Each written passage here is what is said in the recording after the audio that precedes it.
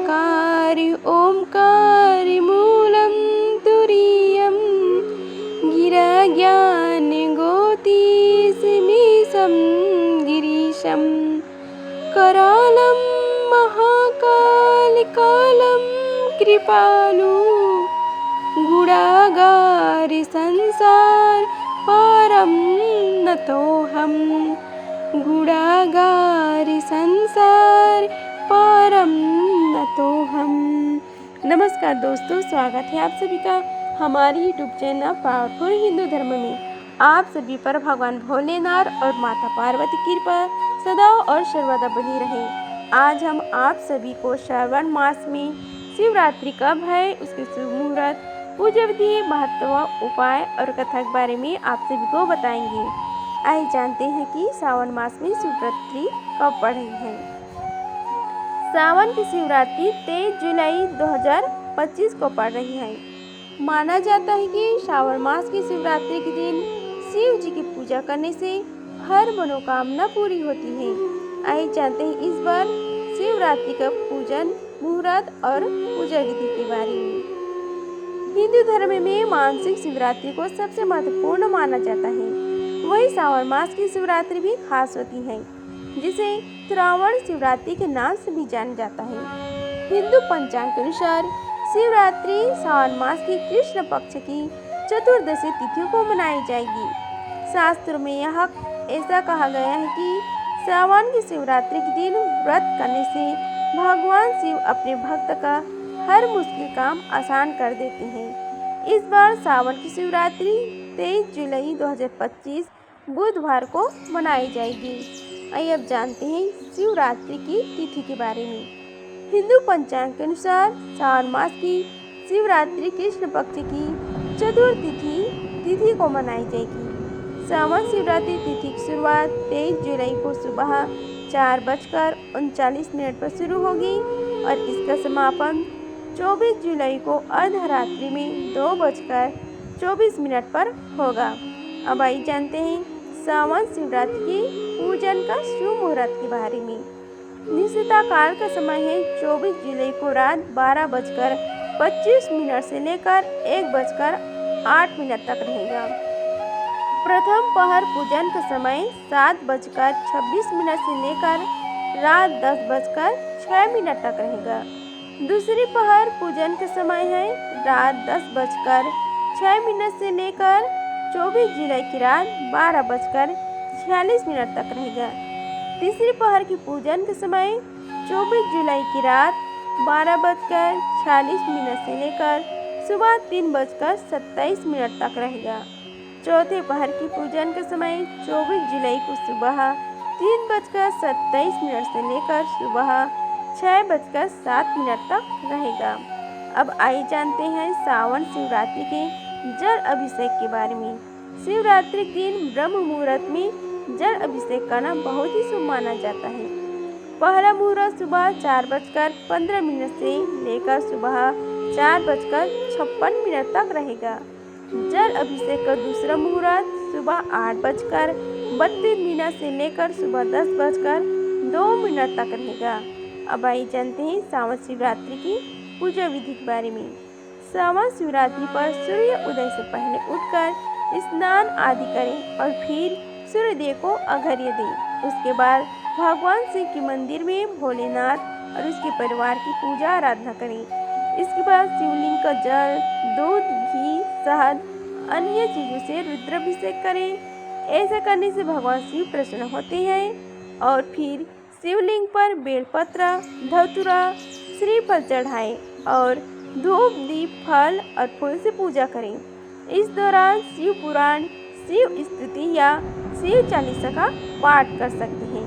अब आइए जानते हैं सावन शिवरात्रि के उपाय के बारे में। किसी भी प्रकार की मनोकामना पूर्ति के लिए सावन शिवरात्रि के दिन पूजा में 21 बेलपत्र चंदन से ओम नमः शिवाय लिखकर भगवान शिव को समर्पित करें। ऐसा करने से व्यक्ति की सभी मनोकामनाएं अवश्य पूरी होती है।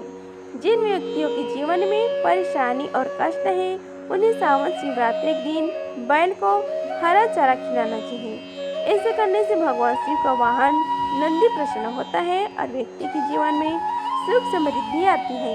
इसके अलावा सुख समृद्धि पाने और पापों को दूर करने के लिए सावन शिवरात्रि के दिन भगवान शिव की पूजा करते समय शिवलिंग पर जौ और काला तिल अर्पित करें। जो लोग बीमारी से परेशान हैं उन्हें सावन शिवरात्रि के दिन शिवलिंग का जलाभिषेक करें और महामृत्युंजय मंत्र का जाप करना चाहिए। इस दिन आपको 101 बार महामृत्युंजय जाप करना चाहिए। इससे आपके बड़े से बड़े रोग और कष्ट दूर होते हैं। जिन जातकों के जीवन में शनि दोष चल रहे हैं उन्हें सावन शिवरात्रि के दिन जल में काला तिल मिलाकर भगवान शिव को अर्पित करना चाहिए। इस दौरान ओम नमः शिवाय मंत्र का जाप करें। ऐसे करने से आपको शनि के ढैया या साढ़े साथी के दुष्प्रभाव को कम करने में मदद मिलती है। आइए अब जानते हैं सावन शिवरात्रि की कथा के बारे में। आइए अब हम सभी मिलकर सावन शिवरात्रि की कथा का श्रवण करते हैं। बोलो श्री गणेश भगवान की जय, शिव परिवार की जय, शिव शंकर पार्वती माता की जय। पौराणिक मान्यता के अनुसार एक बार चित्रभानु नाम का शिकारी जानवरों का शिकार करके जंगल में अपना घर चलाता था। शिकारी पर साहूकार का कर्ज था जो वह नहीं चुका सका। क्रोधित होकर साहूकार ने शिकारी को बंदी बना दिया। वह शिवरात्रि का दिन था जब साहूकार ने उसे बंदी बनाया था। शिकारी कारावास में शिव जी की धार्मिक प्रवचन सुनाता रहता था। उनसे वही शिवरात्रि व्रत कथा भी सुनी। शिकारी का पूरा दिन ऐसे ही बीतने लगा। शाम को साहूकार ने चित्रभानु को कर्ज चुकाने के लिए एक दिन का समय दिया और उसे छोड़ दिया। कर्ज चुकाने के लिए चित्रभानु ने पूरे दिन जंगल में शिकार ढूंढते ही बिताया। इस तरह शाम निकल गई। रात बिताने के इंतजार करते हुए वह बेलपत्र के पेड़ पर चढ़ गया। इसी पेड़ के नीचे शिवलिंग बनाया गया था। शिकारी बिना देखे बेलपत्र तोड़ रहा था जो संयोगवश शिवलिंग पर गिर रहे थे, जिससे उसका व्रत पूरा हुआ। चित्रभानु ने शिकार की तलाश में घूमते हुए तालाब के किनारे एक गर्भवती हिरनी को देखा जो पानी पीने आई थी। उसने उसे मारने के लिए धनुष बाण निकाला। हिरनी ने चित्रभानु को देखा और उस शिकारी को बताया कि वह गर्भवती है। आप मेरा शिकार कर 2 लोगों को मार डालेंगी, जो कि यह गलत है। तब हिरनी ने शिकारी से वादा किया कि जब उसका बच्चा इस दुनिया में आ जाएगा तो वह खुद आ जाएगी। इसके बाद उसका शिकार कर सकता है, लेकिन मुझे अभी जाने दो। शिकारी ने हिरनी की बात को मान लिया और उसे जाने दिया।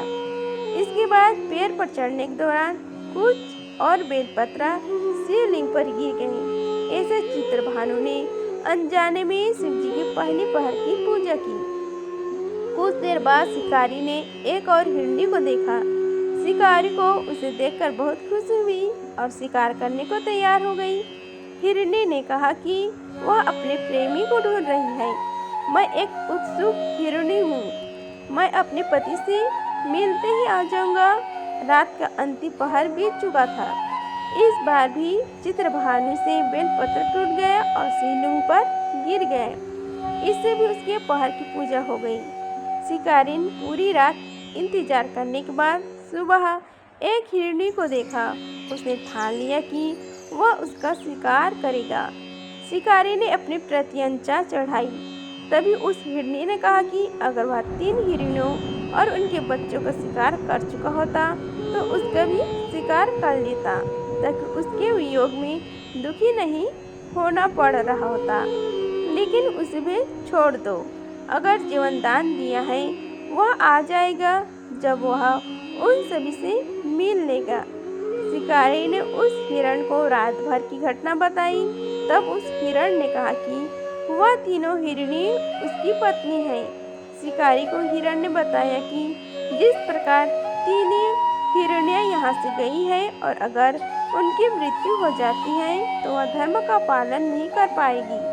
हिरण ने शिकारी से कहा कि जिस तरह उसने विश्वास कर हिरणों को जाने दिया उसी तरह से उसे भी जाने दे।